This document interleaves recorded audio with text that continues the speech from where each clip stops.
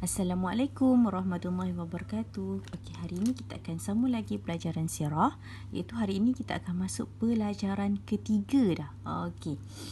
Hari ini kita akan belajar akhlak Nabi Muhammad sallallahu alaihi wasallam. Pertama, kita akan belajar akhlak Nabi Muhammad sallallahu alaihi wasallam ketika kanak-kanak. Waktu zaman kanak-kanak macam mana akhlak Nabi Muhammad sallallahu alaihi wasallam? Jom kita baca dialog antara seorang abang dengan seorang adik. Adik dia kata, "Assalamualaikum abang, sedang buat apa tu?" Abang dia pun jawab, "Waalaikumsalam adik, abang sedang baca buku tentang akhlak Nabi Muhammad sallallahu alaihi wasallam." Pasal adik dia pun kata, "Bolehkah abang ceritakan kepada adik tentang akhlak Nabi Muhammad sallallahu alaihi wasallam?" Dan abang dia pun kata, "Boleh jika adik hendak tahu." Okey. Nabi Muhammad sallallahu alaihi wasallam dibesarkan di perkampungan Bani Sa'ad yang terletak di luar kota Mekah. Kaum Bani Sa'ad terkenal dengan kefasihan berbahasa Arab berbanding dengan kabilah yang lain. Kerana kaum Bani Sa'ad ni memang sangat fasih dengan bahasa Arab. Kan? Pasal ditanya dia, "Kenapa Nabi Muhammad sallallahu alaihi wasallam dibesarkan di sana?" Dia pun dah tanya. Sebab di sana Nabi Muhammad sallallahu alaihi wasallam belajar menjadi seorang yang berbudi pekerti mulia, hidup berdikari, menguasai bahasa dengan baik, seterusnya terhindar daripada kerosakan masyarakat kota. Mulia kan sifat Nabi Muhammad, disanggup duduk sana sebab kat sana boleh belajar banyak perkara. Jadi seorang yang berbudi pekerti mulia, hidup berdikari, menguasai bahasa Arab dengan baik, seterusnya terhindar daripada kerosakan masyarakat kota. Okey, jom kita belajar pula akhlak Nabi Muhammad sallallahu alaihi wasallam ketika zaman remaja. Nabi Muhammad pun pernah melalui waktu zaman remaja. Okey. Pada suatu hari, di kantin sekolah, 2 orang murid sedang minum waktu rehat.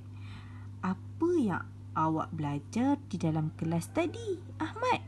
Tanya Kasim kepada Ahmad.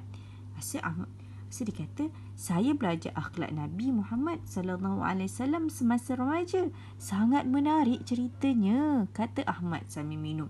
Dengan penuh minat ni, Kasim bertanya lagi, "Apa yang menarik tentang akhlak Nabi Muhammad sallallahu alaihi wasallam di waktu remajanya, Ahmad?" Ahmad pun menjawab, "Jika awak hendak tahu, Nabi Muhammad sallallahu alaihi wasallam seorang yang berani. Baginda juga seorang yang amanah dan boleh dipercayai sehingga digelar Al-Amin oleh penduduk Mekah. Nabi Muhammad sallallahu alaihi wasallam dilindungi oleh Allah Taala daripada perkara maksiat seperti hiburan yang diharamkan dan maksiat-maksiat lain." Sebab itulah Nabi Muhammad ni sangat mulia, sangat dipelihara oleh Allah Subhanahu wa taala. Okey, seterusnya akhlak Nabi Muhammad sallallahu alaihi wasallam ketika dewasa. Selepas remaja, Nabi Muhammad juga dewasa.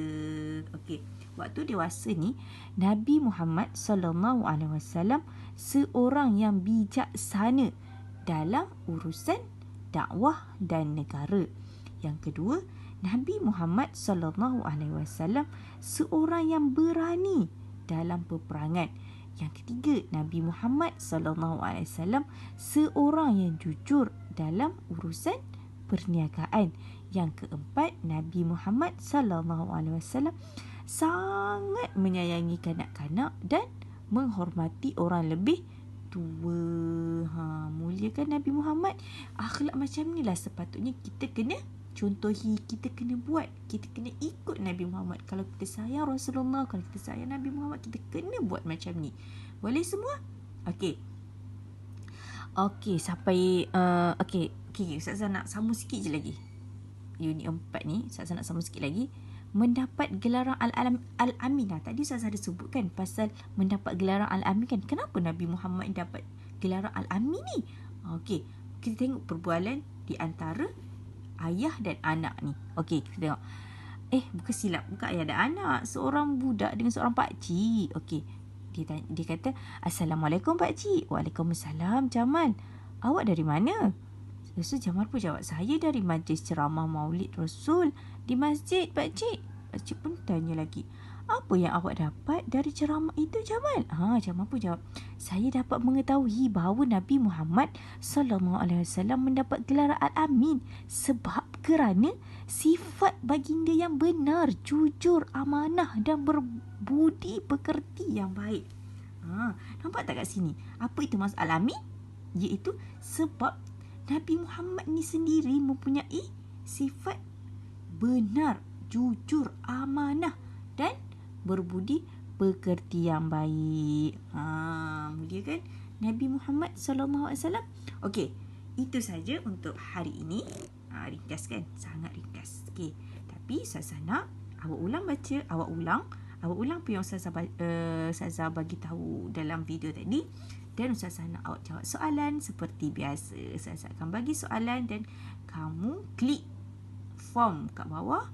So, kamu jawab soalan tu, okey? Boleh? Assalamualaikum.